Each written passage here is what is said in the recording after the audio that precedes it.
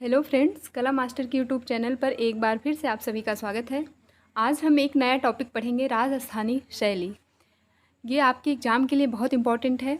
इसके लिए बहुत सारे छात्रों की डिमांड भी थी। तो आइए देखते हैं सबसे पहले राजस्थानी शैली का उद्भव एवं विकास कब और कैसे हुआ। कि देखिए, ये आपके एग्ज़ाम के लिए महत्वपूर्ण नहीं है कि राजस्थानी शैली का उद्भव एवं विकास कैसे और कब होता है, लेकिन आपको राजस्थानी शैली समझने के लिए इसको जानना आवश्यक है। इसी क्रम में मैंने आपको इसको समझाने का प्रयास किया है। तो आइए देखें, सबसे पहले देखेंगे राजस्थानी शैली का उद्भव कब और कैसे होता है। देखिए, 8वीं से 10वीं सदी के मध्य में राजस्थान की गुर्जरत्रा कहलाने वाले दक्षिणी पश्चिमी भाग में गुजराती शैली, जैन शैली, अभ्रंश शैली के रूप में विकसित थी।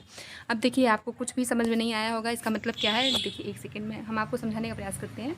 ये देखिए, यहाँ पर जब अपना इंडिया ऐसे है तो ठीक, यहाँ गुजरात हो गया, राजस्थान हो गया, यहाँ बिहार है। अगर आप लोग भारतीय लोक चित्रकला शैली पढ़े होंगे, भारतीय लघु चित्रकला शैली, जिसमें पाल शैली, अभ्रंश शैली, जैन शैली है, तो ये देखिए कि बिहार है। यहीं पर आपकी पाल शैली, जैन शैली, इन्हीं क्षेत्रों में आपका पाल शैली, जैन शैली और अभ्रंश शैलियाँ फैली हुई थी। और यहाँ पर गुजरात में गुजरात शैली थी, ये अपनी क्षेत्रीय शैली थी। गुजरात में गुजरात शैली, बिहार में पाल शैली, जैन शैली, और उसके आसपास के क्षेत्रों में यहाँ सब अभ्रंश शैली फैली थी।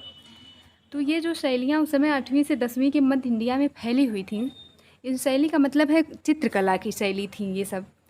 और इन सभी भागों को देखिए, अभी जो आपको मैंने बताया ऐसे, इन गुजरात को गुजरात यहाँ है, बिहार, राजस्थान और इसके आसपास के जो क्षेत्र हैं, इन सभी क्षेत्रों को क्या कहा जाता था? गुर्जरत्रा क्षेत्र कहा जाता है। और इन भागों में जो ये शैलियाँ तीनों फैली हुई हैं, ये विकसित थी 8वीं से 10वीं सदी के मध्य में। यही तीनों शैलियाँ आगे चलकर इसी परंपरा में, यानी जो इनकी विशेषताएं थी, जिस रूप में ये शैलियाँ प्रसिद्ध थीं, अपनी अपनी कला शैलियाँ जो थीं, यही कला शैलियाँ आगे चलकर और इसी परंपरा में जैसी कि वो थीं, परंपरा का मतलब जैसी कोई चीज़ पहले से चली आ रही है, उसी परंपरा में राजस्थानी चित्रकला का उद्भव और विकास करती हैं। यानी ये सब मिलकर, यहाँ देखिए, राजस्थान वाले क्षेत्र को, इसको तो राजस्थान क्षेत्र बहुत बाद में बोला जाने लगा, जब जो है अंग्रेज़ भारत में आते हैं। इसके पहले इसको क्या बोला जाता था? राजपूताना क्षेत्र। तो आप कह सकते हैं कि ये राजपूताना क्षेत्र बिहार, ये देखिए, एक सेकंड यहाँ फिर से बना देते हैं। आप कह सकते हैं ये जो राजपूताना क्षेत्र था, और गुजरात, बिहार, ये गुजरात हो गया, ये इतना क्षेत्र राजपूताना था, ये बिहार हो गया, ये सभी क्षेत्र यहाँ जो शैलियाँ विकसित थी, इनको मिला के गुजरत्रा बोला जाता था। और ये सभी मिला के बाद में जब राजस्थानी शैली का उद्भव और विकास होता है, तीनों शैलियाँ मिला के, तो इन पूरे को क्या बोला जाने लगता है? राजपूताना क्षेत्र। और बहुत बाद में जब अंग्रेज आते हैं तो इसको राजस्थान बोला जाने लगता है 1948 में।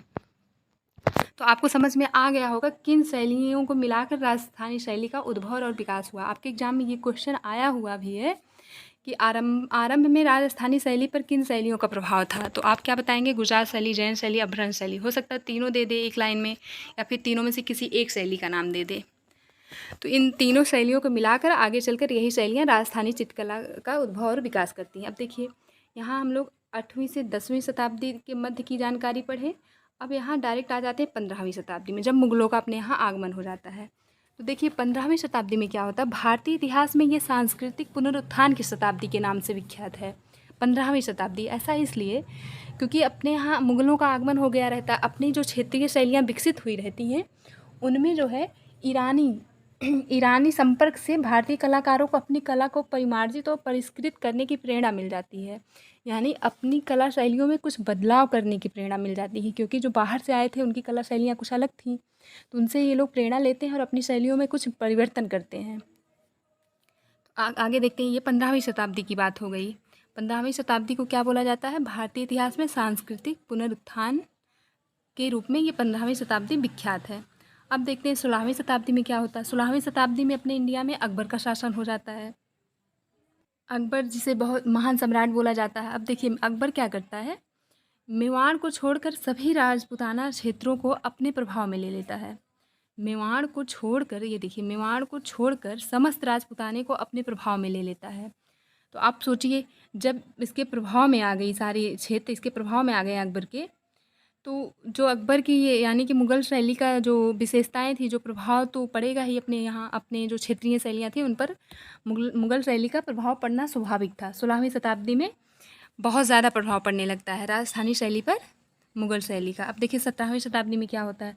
17वीं शताब्दी में मुग़लों और राजपूतों के उनके बढ़ते राजनैतिक और वैवाहिक संबंधों के फलस्वरूप राजपूत चित्रकला पर मुग़ल प्रभाव पड़ा। अब देखिए अभी यहाँ तक क्या था कि अकबर जो है 16वीं शताब्दी तक क्या था, अकबर सारे क्षेत्रों पर कब्जा करने की कोशिश कर रहा है। उस वजह से राजस्थानी चित्रकला पर प्रभाव पड़ रहा है मुग़लों का।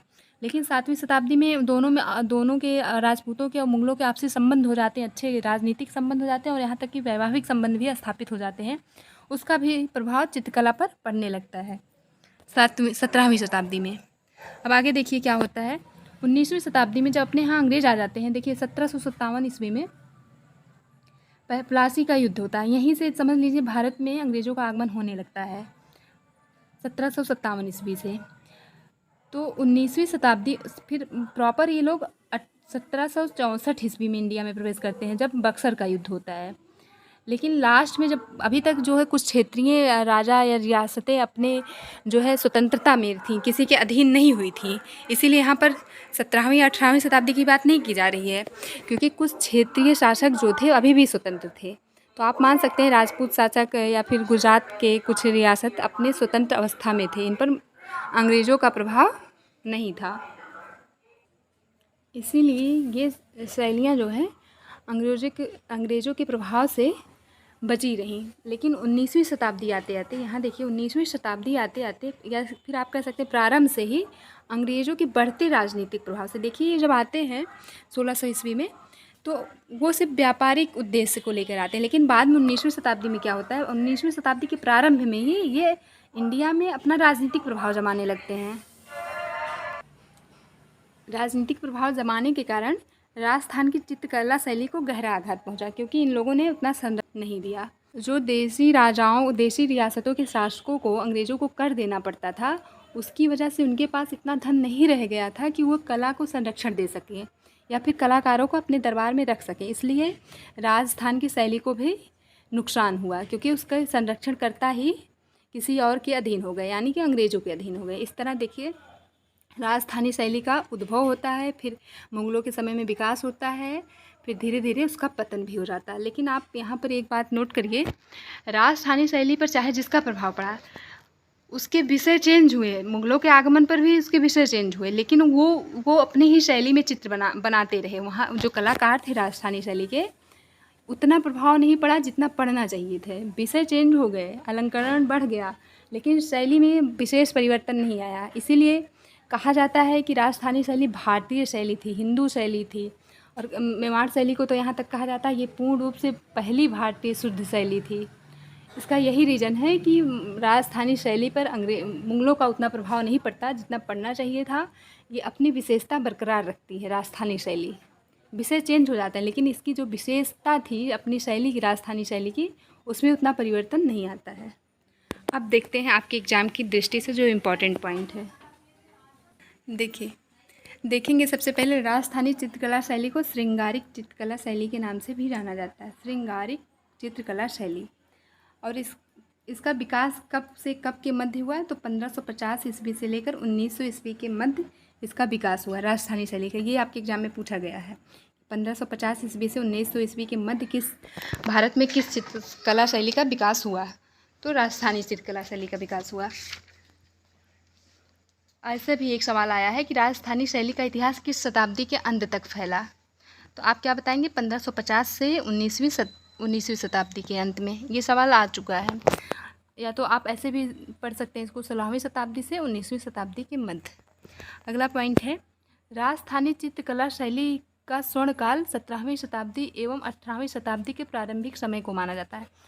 इसके पहले आपको इतना डिटेल में पढ़ाया गया है। स्वर्णकाल कब होगा, जब मुग़लों का बहुत ज़्यादा प्रभाव पड़ता है और उसको बहुत ज़्यादा राजकीय संरक्षण प्राप्त होता है। उस शैली को, जब किसी चीज़ को आप संरक्षण देंगे तभी तो वो फले फूलेगी। तो 17वीं से 18वीं शताब्दी, तब देखिए यहाँ 18वीं शताब्दी तक अंग्रेज़ों का उतना प्रभाव नहीं पड़ा था, क्योंकि अभी हमने आपको बताया 19वीं शताब्दी के प्रारंभ में अंग्रेज़ों का जो है राजस्थानी शैली पर प्रभाव पड़ता है, जिसकी वजह से राजस्थानी शैली को गहरा आघात लगता है। तो इसका स्वर्णकाल कब से कब माना जाता है राजस्थानी शैली का? 17वीं से 18वीं शताब्दी के प्रारंभिक समय को माना जाता है।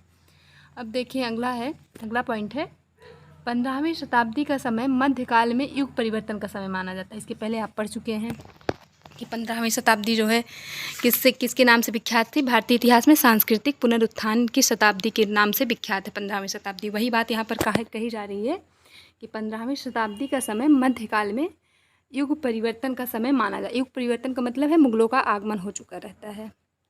तो आप समझ सकते हैं मुगलों का कितना बड़ा प्रभाव इंडिया में रहा है, इसीलिए उसको क्या माना जा रहा है? एक युग का परिवर्तन हो गया। अब अगला देखें पॉइंट, इस समय राजपूतों के द्वारा संरक्षित कला शैलियों को आनंद कुमार स्वामी ने अपनी पुस्तक राजपूत पेंटिंग में, जिसको इन्होंने 1916 में लिखा, उसमें जो है 2 भागों में बांटा है। इस समय यानी जो 15वीं शताब्दी तक राजपूतों के द्वारा संरक्षित कला शैलियाँ थीं, वही राजस्थानी शैली, जिसमें गुजरात शैली, जैन शैली, अपभ्रंश शैली शामिल है, वो जो संरक्षित थी राजपूतों के द्वारा, उसी शैलियों को आनंद कुमार स्वामी ने अपनी पुस्तक राजपूत पेंटिंग्स में 2 भागों में डिवाइड किया है। जो राजपूत शैली थी उसको इन्होंने क्या किया? 2 भागों में बांट दिया। 1916 में अपनी पुस्तक में इन्होंने जिक्र किया है। अब देखिए यहाँ पर ये पुस्तक भी इम्पॉर्टेंट है, ये भी आपके एग्जाम में पूछा गया है। राजपूत पेंटिंग नामक पुस्तक के लेखक कौन है? तो आपको याद रखना चाहिए आनंद कैंटिस कुमार स्वामी। इनका पूरा क्या नाम था? आनंद कैंटिस कुमार स्वामी।